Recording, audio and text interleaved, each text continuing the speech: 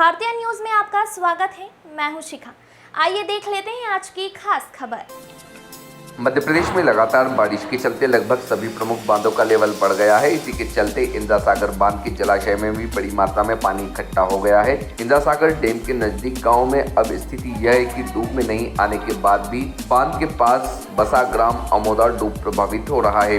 यहाँ गाँव इंदिरा सागर बांध का जलस्तर बढ़ने पर बैक वाटर से घिर जाता है, जिसके चलते इंदिरा सागर बांध के बैक वाटर के पानी में ग्राम अमोदा वासी जान जोखिम में डालकर निकल रहे हैं। इस वजह से स्कूल के विद्यार्थी बीमारियों सहित प्रसूताओं की परेशानियां बढ़ गई है।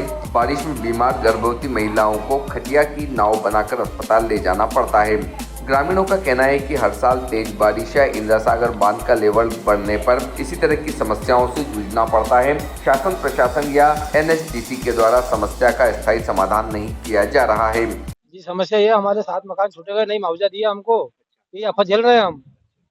ऐसी परेशानी है जी। बारिश के दिनों में दिक्कत होती है। कितने महीने रहती है? ये रहती है कम से कम 3-4 महीने जी। दिवाली के बाद उतरेगा, दीपावली के बाद उतरता है जी। ऐसे लाते हैं। बांध का लेवल बढ़ने पर ग्रामीणों को जलाशय से पार करने के लिए नाव की सुविधा दी जाती है, लेकिन इस बार अभी तक नाव की सुविधा नहीं मिली। इसके चलते अब ग्रामीण परेशान हो रहे हैं। गांव के एक 70 वर्षीय बुजुर्ग को बीमार पड़ने पर इलाज के लिए पास के गांव बांगरदा ले जाने परिजनों ने ट्यूब के ऊपर खटिया डालकर बैक वाटर पार करवा कर, जो कि बेहद ही जोखिम भरा है।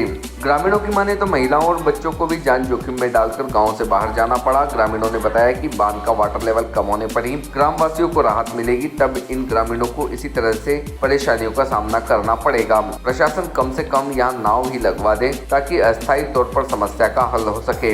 ये समस्या जब बारिश होती है ना तभी आती है। और ये क्या है, इंदिरा सागर बांध जब से बना है, जब से यही स्थिति है, क्योंकि एनएचडीसी द्वारा यहाँ पर एक स्लैब बनाई गई थी जो कि डूब गई। और बहुत समय से ये आमोदा शेखा के जो रहवासी है वो समस्या घिरे हुए हैं। पिछले साल भी मैंने अवगत कराया था एनएचडीसी को, सांसद महोदय को, विधायक महोदय को, पर आज तक कोई सुनवाई नहीं हुई। फिर वही साल गया, किसी ने कुछ नहीं किया और आज वही स्थिति फिर आ गई। ये हमारे अमोदा के नाना भाई है, इनको लकवा लग गया है, तो ये स्थिति है उनको लाने के लिए। कई बार कर ली मांग, पिछले 20 साल हो गए।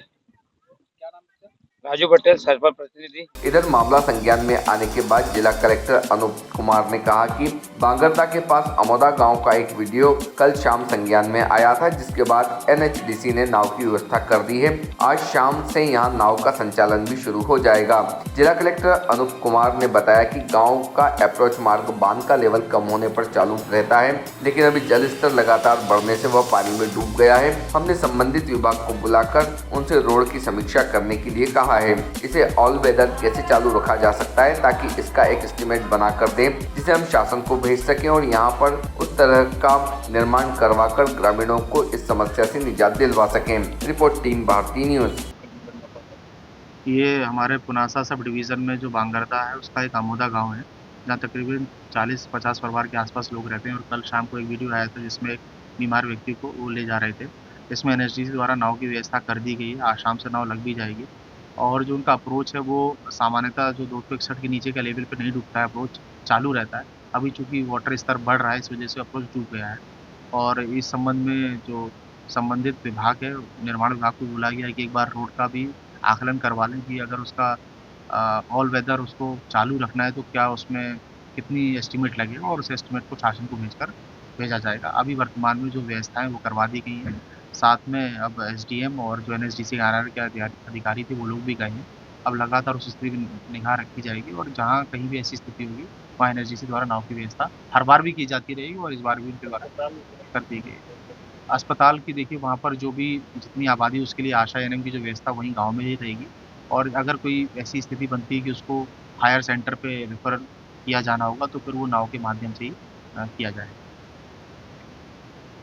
आपके गांव, शहर, प्रदेश और देश की चुनिंदा दिलचस्प खबरों को पाने के लिए सब्सक्राइब करें भारतीय न्यूज़ चैनल को और बेल आइकन दबाना ना भूलें।